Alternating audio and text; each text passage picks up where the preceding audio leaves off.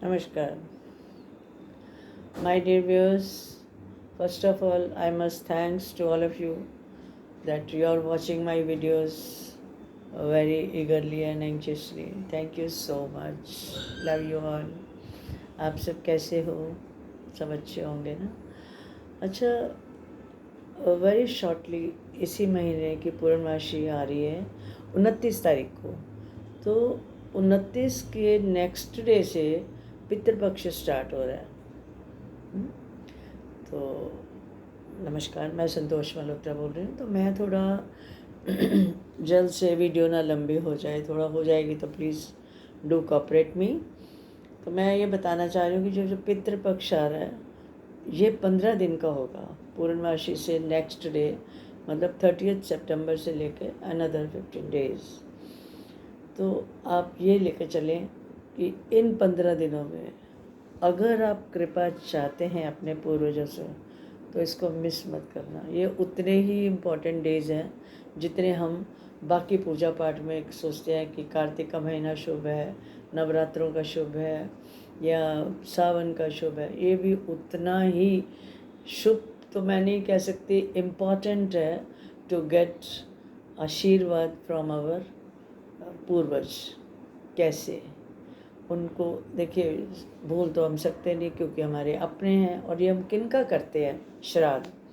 श्राद्ध अपने जो हमारे परिजन हैं, जो हमें छोड़ के चले गए हैं, ये श्राद्ध उन्हीं के लिए बने हुए हैं 15 दिन। कि इन दिनों में हम और कोई काम ना करें तो पूरी कंसंट्रेशन से अपने पितरों को याद करें, उनके निमित्त उनका दान पुण्य तर्पण ये सब करें, ताकि हमारे ऊपर कष्ट ना आए, दुख ना आए, कोई ऋण ना चढ़े और हमारे दिन सुख से बीते, हमारे घर में मंगल कार्य होते रहें।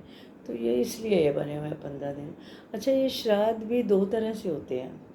एक तो जो नेचुरल डेथ पूरी आयु भोग के जो जाते हैं, एक तो श्राद्ध उनका तो करते ही हैं, करता तो दूसरे भी हैं जिनकी अकाल मृत्यु होती है, एक्सीडेंटल डेथ होती है, या सुसाइड जो करते हैं उनका पिंडदान होता है। लेकिन उनका श्राद्ध तो करते ही हैं, लेकिन वो प्रेत योनि में चले जाते हैं और उनको मोक्ष नहीं मिलता।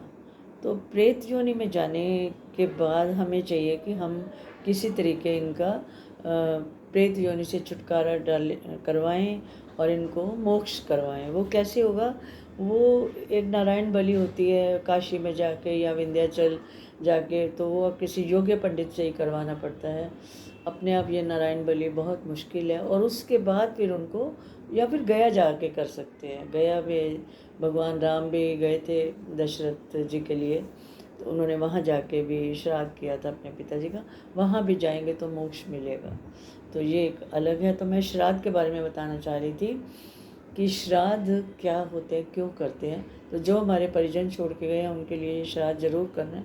जिस तिथि को, जिस दिन उनकी मृत्यु होती है उस दिन तो हम करते ही हैं, लेकिन उस तिथि में इन 15 दिनों में वो तिथि आती है, उस दिन उनका श्राद्ध बनता है। जैसे किसी पंचमी में डेथ हुई है तो पंचमी वाले दिन को उनका श्राद्ध बनेगा। और जिनकी अकाल मृत्यु होती है उनका तो चतुर्थी पे ही फिक्स है, उनका होता है। इसी तरह माता पिता का एक अलग अलग दिन है।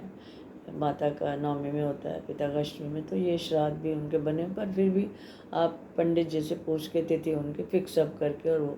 अच्छा, इस दिन हम उनके निमित्त सुबह उठ के आप अपना पूजा स्थान को अच्छे से साफ़ करें, गौमूत्र से धो दें तो बहुत अच्छा है, गंगा जल से नहीं तो धो दें। फिर आप नहा धो के आप तर्पण करें। जैसे सूर्य को जल देते हैं साउथ में फेस करके, आप जल में काले तिल सफ़ेद फूल डाल के तर्पण करें और उनका ध्यान करें अपने पूर्वजों का कि ये जल उनकी तरफ जा रहा है, और साउथ में फेस करें। उसके बाद घर की जो महिलाएं हैं वो खाना तैयार करती हैं। तो इसमें 3 थालियाँ तो ज़रूर दें। अगर एक किसी एक के पूर्वज के लिए करते हैं, एक भगवान विष्णु के जाता है, दूसरा जो हमारे पूर्वज हैं उनके लिए निकलता है, और तीसरी थाली जो है वो गाय माता, कौवा और कुत्ते की निकलती है। उसमें तो एक एक पूड़ी रख के कुछ मीठा खीर बनती है ज़रूर, चाहे खीर रखें या मालपुड़ा रखें, वो तीनों को ज़रूर खिलाएं। क्योंकि ये जो कौवे हैं भगवान और गाय है, ये उन्हीं को मानते हैं कि श्राद्ध में उन्हीं के पास गए हैं। तो मैं आगे बताऊंगी पितृ ऋण क्या है। बहुत वीडियो लंबी हो जाएगी, इतना तो आप करिए। Thank you. Please do subscribe the channel so that you get the new one videos. Thank you so much. Love you.